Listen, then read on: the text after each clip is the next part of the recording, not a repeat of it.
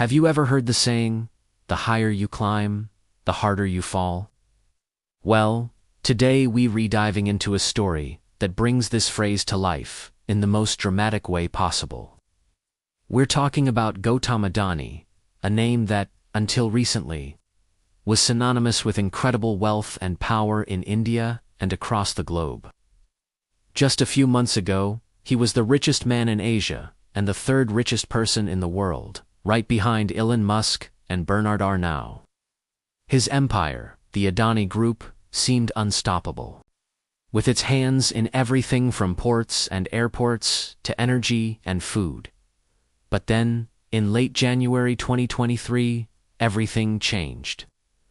A single report, just over 100 pages long, sent shockwaves through the financial world and wiped out over $100 billion from his net worth in a matter of days. How did this happen? How could one of the world's most powerful billionaires lose so much, so fast? Stick with me, because this is a story of ambition, controversy, and a financial firestorm that is still making headlines. To truly understand the scale of this collapse, we first need to appreciate the meteoric rise of Gautama Dhani. Born in 1962 in Gujarat, India, Adani came from a middle-class family. He dropped out of college and, like many ambitious young men, moved to Mumbai to try his luck. He started small, working in the diamond trade before returning to his home state to help with his brother's plastics business. But Adani had bigger dreams. In 1988, he founded Adani Exports, which would later become the flagship company of the Adani Group. His big break came in the 1990s, when India began to liberalize its economy. Adani saw a massive opportunity in infrastructure. He secured a contract to build and operate the Mandra port in Gujarat. This wasn't just any port. It would grow to become India's largest private port, a critical hub for global trade, and the cornerstone of his burgeoning empire. From this foundation, Adani expanded aggressively. He ventured into power generation, transmission, renewable energy, and eventually, airports, data centers, and even cement. His strategy was bold: focus on long-term infrastructure projects that were closely aligned with the Indian government's development goals. This alignment proved to be incredibly effective. As the Adani Group grew, so did its stock prices. And boy, did they grow. Between 2020 and 2022, some of Adani's company stocks surged by over 1,000%. This incredible rally catapulted Gautama Dhani's personal wealth into the stratosphere. He zipped past other billionaires, his fortune swelling to a peak of around $150 billion. He was seen as a nation builder, a key player in India's economic story. His face was everywhere, a symbol of new India's global ambitions. The Adani Group was on an acquisition spree, buying up companies and assets, seemingly with an endless supply of capital. Everything looked perfect, almost too perfect. And that's when a small investment research firm based in New York decided to take a closer look. The date was January 24, 2023. A US-based firm called Hindenburg Research published a report that would light the fuse on this financial bombshell. Hindenburg isn't your typical Wall Street analyst. They are what's known as a show seller. This means they make money by betting that a company's stock price will go down. To do this, they publish detailed research reports exposing what they believe are major problems at a company. Their target this time, the Adani Group. The title of their report was explosive: Adani Group: How the World's Third Richest Man is Pulling the Largest Con in Corporate History. The report, which they said was the result of a 2-year investigation, leveled some incredibly serious allegations. It accused the Adani Group of engaging in brazen stock manipulation and accounting fraud over a period of decades. Hindenburg claimed that Adani's family members had secretly controlled a web of offshore shell companies in tax havens like Mauritius and the Caribbean. These entities, they alleged, were used to artificially inflate the share prices of Adani's listed companies by buying up huge amounts of stock, creating a false sense of demand. The report also raised questions about the group's massive debt load, suggesting that its financial health was far more precarious than it appeared. The Adani Group's reaction was swift and furious.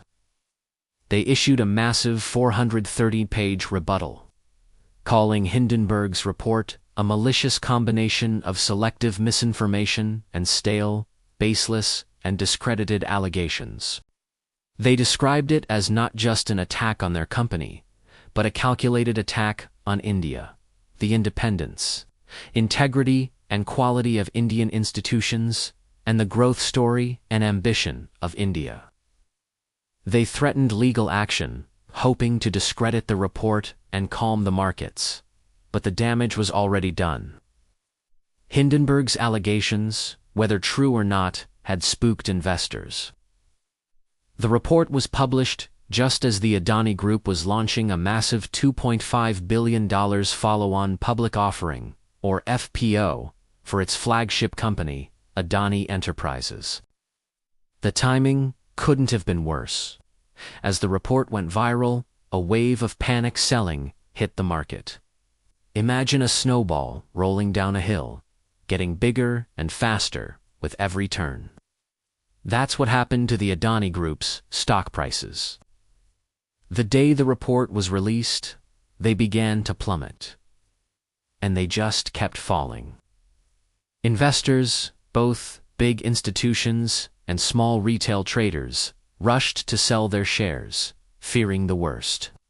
In just over a week, the combined market value of Adani's listed companies crashed by more than $100 billion. That's more than the entire GDP of some countries, vanishing into thin air. Gautama Dhani's personal fortune took a direct hit. He tumbled down the world's rich list, losing his title as Asia's wealthiest person and dropping out of the top 20 globally.